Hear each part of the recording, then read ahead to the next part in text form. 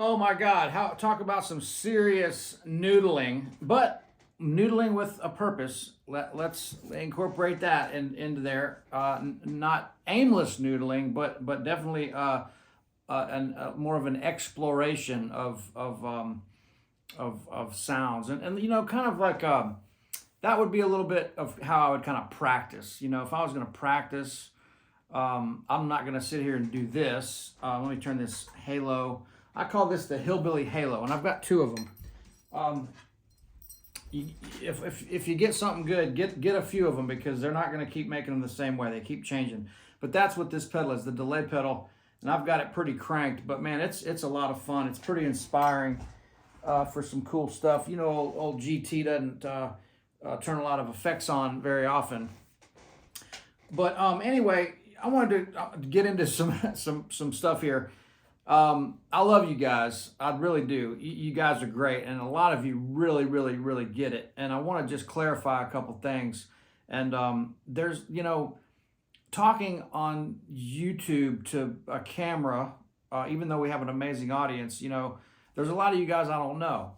And so when it gets into the comment section and you're going back and forth and stuff like that, man, it's almost pointless, because when you start typing about music in a text form and you start talking about the root and the third and the this and the that and this chord over that, that almost means nothing to me because you can't hear it. And so much of this stuff comes down to your ear, and that's what I wanted to talk about.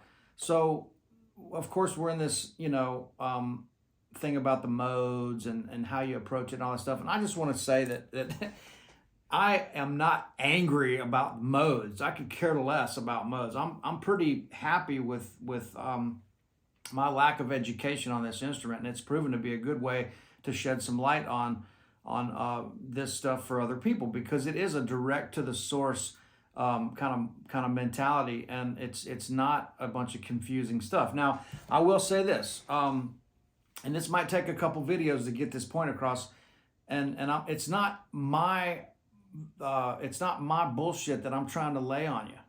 It's just a way of seeing the guitar and hearing music to where I think you'll really find some freedom and have some fun on this instrument. And it's a lot, man. Look, it's a lot of shit, but it's also not a lot of shit. And so I'll tell you what there is. There's a lot of gray area. There's not a lot of black and white. You can't just use this for this and this for that, and you're like, okay, well, I've got that and I'm moving on. And so I was going to mention this too. There's a lot of people that have gone through the course, and I understand that you're going through and you're kind of looking at all this, you're kind of scoping it out and seeing what's in there and kind of seeing what you're about to unpack. But what I just want to stress is, some of these guys are going like, well, man, I've been through the course. It's amazing. I'm like, well, man, you can't just blow through something like that and think that you know it. So here's another thing too. When I say play through a chord, the arpeggio, the pentatonic, oh sorry, the major scale. When you do that, you can't just do it one time and go, okay, I've got that, I know that. Man, you got to do it until your hand knows those patterns, like you're walking down the sidewalk. And you're hoping not to step in dog shit or trip on a uneven surface and fall and break something. But no, I mean, with the guitar, luckily nobody's going to get hurt. You know, take some chances, take some risks. But I think that what we need to do is, I went down the YouTube rabbit hole earlier today, and man, there is just a lot of stuff out there. I mean, I clicked on a couple things that were just confusing the living shit out of me, and I was like, man, I am so glad that I don't look at the guitar in these ways and really get into that stuff, because I'm going to tell you, and this is a point that I will stand strong with. It's people that really approach the guitar in a very analytical mindset, you are gonna sound like it. And I've heard these players all my life, guys that think of it like they're looking at a spreadsheet or a finance problem, it's a math problem. It's not that. It's, you have to have the fundamentals, but then you have to get to a place to where you're 95% music, ear, feel, and then the rest of it you've already got out of the way. You've got these fundamentals out of the way. And so that's what I'm trying to instill in you guys. It's not about this real analytical stuff, because if you want to go down that rabbit hole, there's a lifetime or more, 100 lifetimes of that content on YouTube and Instagram and stuff, of guys that are just, man, in my opinion, completely confusing the shit out of you.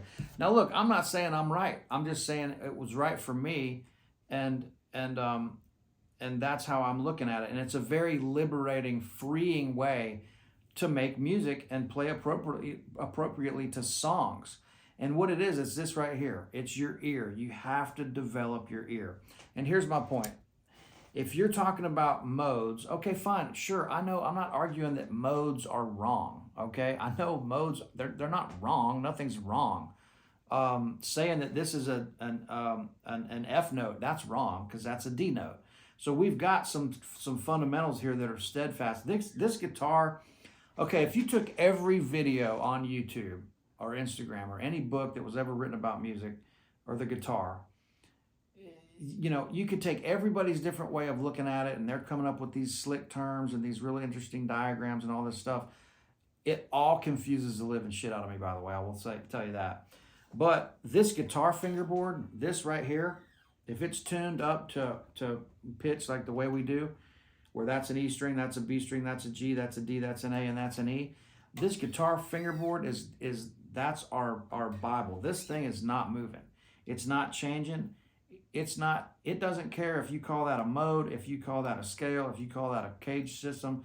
It doesn't care if you call it the, you know, E equals MC squared times 10,543. It doesn't care, because this is not changing. And so how we approach this and how we think about it, that's the vast sea of okay, well, what am I grabbing onto here? What am I grabbing onto? And so, man, it's about using your ear, because here's the thing. If I play, okay, sure, you've got A, you've got B minor, C sharp minor, D, E7, F sharp minor, half diminished, 1. There's your scale. The modes are based on the degrees of the major scale. Fine. You know, hey man, look, learn those. All the knowledge you can learn is not a bad thing, but it's about how we think about it and how we apply it. So this is my opinion, and this is what I think is really where the rubber meets the road. If you can hear what you want to play, and you can hear the chord progression, and you can hear the song or the vibe you want to go in with intent, it's like you have to be in control of this thing. You have to be out in front of it, because you're telling this thing what to do. It's not going to do anything without you driving it. That's what you get without any direction. And so as soon as we commit to a sound, either on the fingerboard manually or in our head, if we're hearing something, then you've got somewhere to start. You've got some direction. Without that, all these single notes and stuff don't mean anything. So if you apply the theory and the complex theory and stuff like that, if you start there and you can't hear anything, then you're basing your whole thing on something that's designed to move around. Music is changing all the time. If somebody comes to a session, and here's another thing, I just want to let a couple guys know here that commented on this, is like, man, I'm not like, I don't work for the Department of Tourism in Nashville. I don't work for the Chamber of Commerce. I could care less what you guys think of Nashville. I'm using that as an example because I've lived here for a long time. I know there's brilliant musicians all around the world, in all the cities. They're incredible musicians all over the place. It doesn't start and stop with Nashville. I know that, and I'm not talking about that. What I'm saying is, if you guys would just please try to think like I'm not here to like cram my shit down your throat. I'm trying to help. And so all I'm saying is my experience in Nashville is it's a very song-oriented town. And that means the musicians that live here are affected by the subtleties that make really great records. And I'm not talking about commercial country music. I'm talking about great songwriters and great musicians that are the underbelly and the framework and the root system of this town. And yes, there's amazing songwriters in New York and LA, and there's brilliant session musicians all over the world. But there is a special thing in Nashville, and it's because it's such a song-driven town, and that affects the way that we approach music. It's about being really tasteful and not just being a blues player or a country player or a rock player or a jazz player or this player or that player. Man, I don't want to eat broccoli my whole life. I want to have all kinds of different stuff. I want to eat all kinds of shit from the buffet, and hopefully it's not on a cruise ship or a casino. But I want different flavors. I want variety, man. I've got ADHD and every other kind of A and HD and C and B and D you can have, and so I want all the stuff. I want to do everything all the time. So man, I want to be throwing all these different styles in there when it's appropriate. And that's where the rubber meets the road. So let me just give an example. If somebody's playing this, like C to A minor, and this is not stuff that I organize, ahead of time. I'm jumping in here. I turn the phone on and I just hang out with you guys, man. So my point is this. If I'm playing a C to an A minor,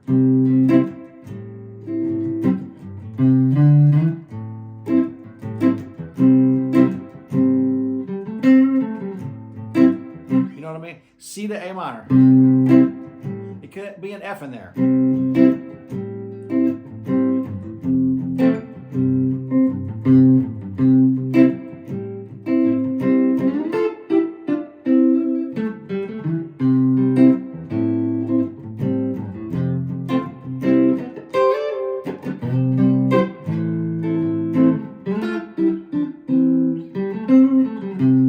Say it's like People Get Ready or something like that. I don't know, some sort of vibe like that, right? Well, if I start playing this A minor, okay, so here's the thing. If you just go on, that's the mode or that's the scale. If you play the natural minor scale, I guess that's what it's called. This one, if I'm in A minor, oh shit.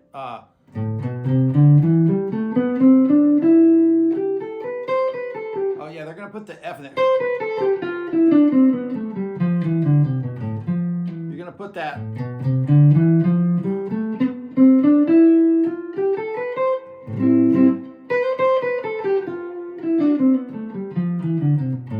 You're going to put the F in there, right? Well, that's what the F sounds like in the A minor chord. So if my root is C and I'm here in C, and I'm playing over the A minor in that little R&B groove, I'm not going to do this.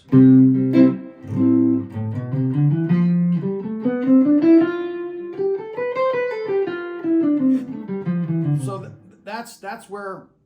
that's where your ear has to come in, because no matter what foundation you have, whether it's the scales or the modes or the arpeggios or the pentatonics or all that, whatever musical situation you're in, or whatever you're wanting to say on this instrument, that's where you have to start improvising. And that means you're going to add or subtract notes to be able to communicate something on hopefully a high level.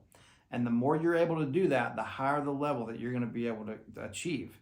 And so that's as clear as I can say this. It's not about me, so like it's not Auburn and Alabama football. I could care less about Nashville. I love living here, but it's not about me saying that all the musicians in Nashville are better. That's not the point here.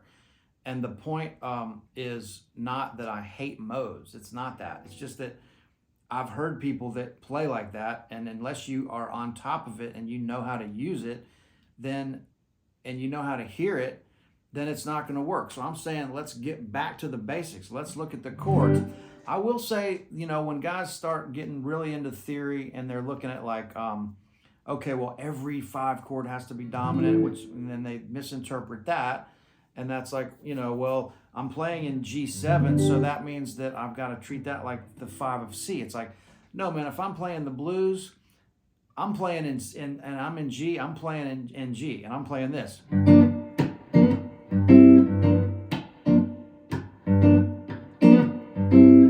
I go to the 4 chord, it's C7. The 1 is G. The 5 is D. 4 is C, 1 is G.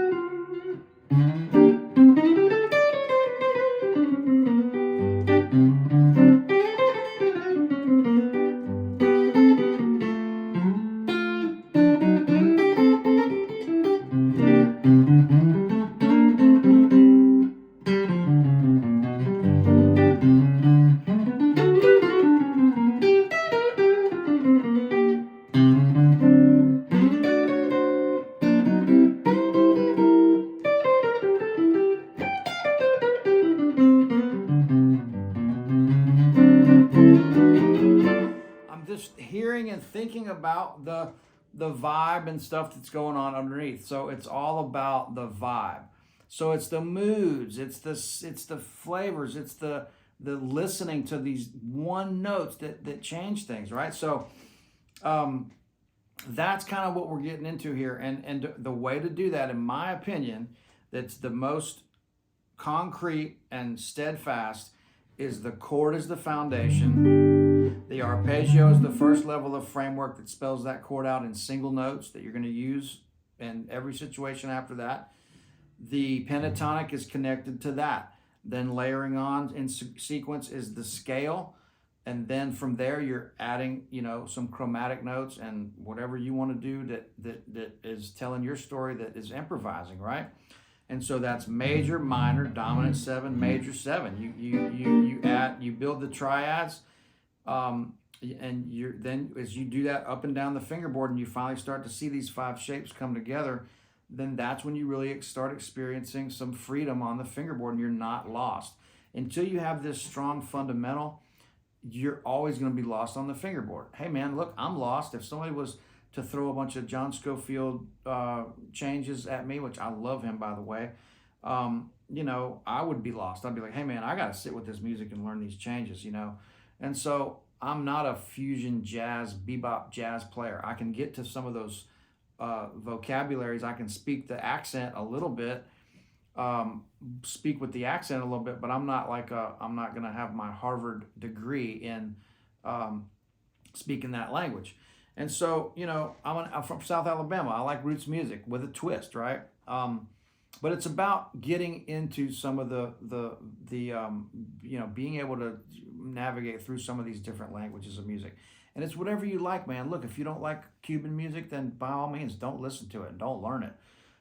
If you don't like jazz, then, don't worry about it. Learn the things that you really like. But I love a lot of different kinds of music. I want to be as well-rounded as I can for the things that I like. And I'm not going to go learn a bunch of classical guitar just because some guy down the street told me he thinks that I need to do that. And so I think that's what builds your own style.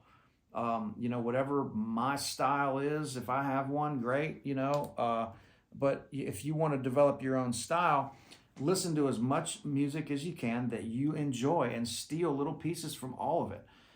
If you just want to sound like one person, then they're already doing that impression better than anybody else. Brent Mason's already sounding like the best Brent Mason that ever lived. Stevie Ray Vaughan, he already sounds better than any Stevie Ray Vaughan impersonator that's ever going to walk the planet. So, but if you steal little pieces from all the things that you like, then by the time you get down to you funnel all that stuff down and all these different influences from different people, then that's what sets all of us apart. Like, we're all going to agree that we've got, these Mount Rushmore guitar players. We're all going to love Hendrix and B.B. King and Jimmy Page and Clapton and Jeff Beck and Roy Buchanan, like whoever your guys are, we're going to agree on a bunch of them. But then as our personal taste starts to get more and more refined, that's where your own style is going to come. I can't even hold my pick. I haven't had any coffee, but I did make a smoothie this morning, which is kind of nice. Man, but sorry to ramble on here about this stuff, but I'm really trying to shed some light to you guys with what's going on, and I believe that this works because we're getting some amazing feedback. Brett Papa just stopped by here, but hey, let me just throw one more thing at you here. So if I'm playing like let me just throw this at you. So people go, what is a chord progression? What is a chord progression? What is it based on? So if I'm playing this isn't a chord progression. In my opinion, needs to be an internal thing that we know, like a clock, And if something moves away from that 4-bar kind of phrasing things that American music has, then we're gonna feel it, right? So if you're playing, and it all came from the blues. There's no substitute for you. If you can't internalize that blues progression, then that is something, whether you like it or not. You need to go learn that. You got to know the blues progression, because all music, especially in this country, was based on that blues progression. And all that is 1, 2, 3, 4, 1, 2, 3, 4, 1, 2, 3, 4, A, 2, 3, 4, A, 2, 3, 4, E, 2, 3, 4, E, 2, 3, 4, B, 2, 3, 4, A, 2, 3, 4, E, 2, 3, 4, B, 2, 3, 4, E, 2, 3, 4, A, 2, 3, 4. So I can change it, but it's never going to be 1, 2, 3. Unless somebody's writing some specific song that's going to have some weird bars in it, you have to have that internal pulse and know inside and out when the blues changes are happening. Because even if you do, even if I'm doing this,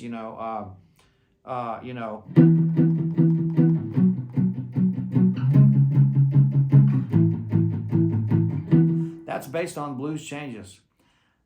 That's something that I'll also die on the hill arguing about if anybody wants to, but I'm not here to fight with anybody. I know these comments everybody gets a little heated in the comment section, and I could care less, to be honest with you. I mean, I know who you guys are that get it, and I love y'all, and you know where I'm coming from, and you know that I'm not here trying to I'm not trying to be a famous YouTuber or anything. I just want to share some of my things. But that's it, man. That's the blues. So no matter what, if you're playing bluegrass, so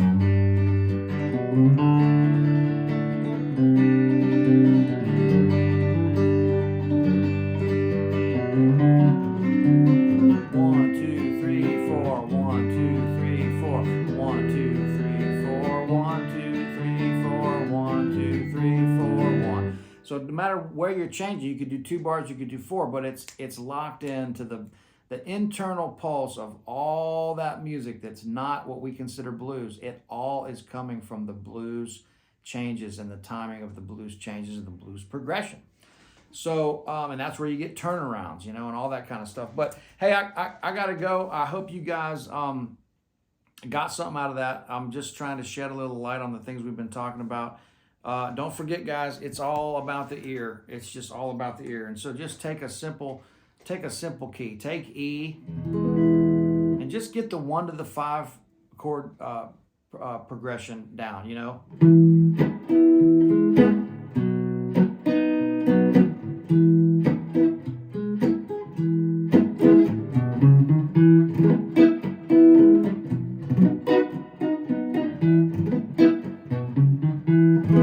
This is my point.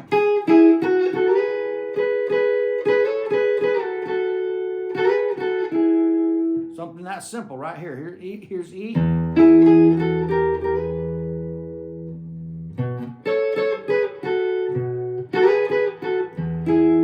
Here's B. Here's E. B. That's the major scale, but it's getting this sound of hearing these chord changes and how they relate to each other. That is going to change your world. Okay, so guys, thanks a million. I love you. You know who you are.